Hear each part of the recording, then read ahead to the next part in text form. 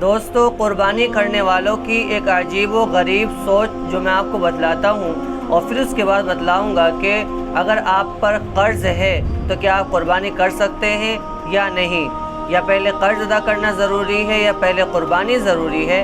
ان تمام باتوں کو میں آج بتلاؤں گا آپ کو۔ اس سے پہلے میں ایک مختصر سا اور چھوٹا سا آپ کو واقعہ سناتا ہوں جو کسی بھائی نے مجھے بتلایا ہے۔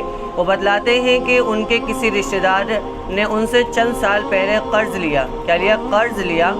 کئی بار انہوں نے ان سے مطالبہ بھی کیا، جب بھی وہ مطالبہ کرتے تو وہی رونے دھونے کہ ابھی ہاتھ تنگ ہے، نہیں دے سکتا۔ کل وہی شخص بتلاتے ہیں کہ قربانی کے لیے 70,000 کا بکرا لے کر آیا۔ کتنے؟ 70,000 کا، اور سب کو بتا بھی رہا تھا کہ میں نے یہ بکرا 70,000 کا لیا ہے۔ وہ کہنے لگے کہ میں اس کے پاس گیا اور کہا کہ آپ نے اتنے سال ہو گئے میرا قرض ادا نہیں کیا ہے۔ قرض کی ادائیگی پہلے ہوتی ہے اور قربانی بعد میں۔ اگر قرض ادا کرنے کے بعد بھی صاحب نصاب ہو اور پیسے ہوں تب واجب ہے، اگر قرض ادا کرنے کے بعد پیسے نہ بچے تو پھر قربانی بھی واجب نہیں ہوتی۔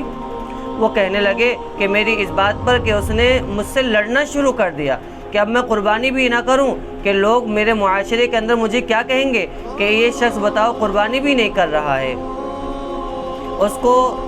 اس نے کہا کہ اگر قربانی اللہ کے لیے کرنی ہے تو پھر شریعت میں تو یہی ہے کہ پہلے قرض کی ادائیگی ضروری ہے اور پھر قربانی، لیکن تمہیں اللہ کی فکر نہیں، لوگوں کی فکر ہے کہ لوگ کیا کہیں گے۔ وہ کہنے لگے کہ مزید افسوسناک بات یہ تھی کہ وہاں موجود دوسرے رشتہ داروں نے بھی کچھ نہیں کہا، الٹا مجھے چپ کرانے لگے۔ یعنی سب کو یہ لگتا تھا کہ غلط میں ہی ہوں اور صحیح وہ جو ہے جس نے قرض لیا ہے وہ صحیح ہے۔ قرض کے معاملے میں یہ رویہ دوستو انتہائی افسوسناک ہے۔ ہمارے ہاں قرض کو ایک ہلکا معاملہ لیا جاتا ہے۔ اکثر اوقات تو قرض لینے والے کی نیت ہی نہیں ہوتی کہ اس کو واپس کرنا ہے۔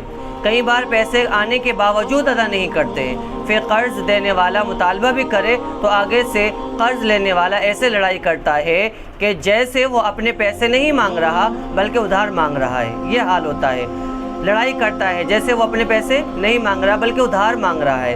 یاد رکھیں کہ قرض کا حساب بہت زیادہ سخت ہے، اور بہت سی احادیث میں بھی قرض دار کے بارے میں سخت وعیدیں بھی آئی ہیں۔ آپ صلی اللہ علیہ وسلم اپنے زمانے کے اندر مقروض شخص کا جنازہ بھی پڑھاتے نہیں تھے، منع کر دیتے تھے کہ جب کہ اس کا قرض ادا نہ ہو جائے۔ یعنی اگر کوئی صحابی اس شخص کا قرض ادا کر دیتا تب جا کر کے آپ اس کی جنازے کی نماز پڑھایا کرتے تھے۔